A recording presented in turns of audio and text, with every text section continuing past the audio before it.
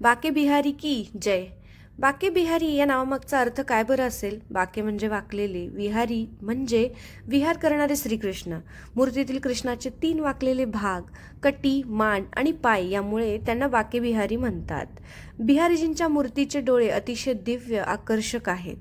असं म्हणतात की भक्त बिहारीजींकडे एकटक पाहत राहिला तर वेळेचं भान राहत नाही. म्हणूनच दर्शनादरम्यान पडदा उघडणे लावणे ही अनोखी पद्धत येथे आहे. वृंदावनचं सर्वात दिव्य असं हे बाके बिहारी मंदिर. इथली मूर्ती साधी सरळ नाही, तर स्वतः भगवान श्रीकृष्ण आणि राधाराणीच्या प्रेमरूपातून प्रकट झालेली आहे. 16व्या शतकात संत स्वामी हरिदासजी निधिवनात ध्यान करत होते, तेव्हा कृष्ण राधांनी त्यांना प्रत्यक्ष दर्शन दिले. भक्तांच्या विनंतीनंतर त्यांनी एकत्र रूप बिहारीजी या स्वरूपात प्रकट केलं आणि हे दिव्य स्वरूप आज इथे प्रतिष्ठित आहे.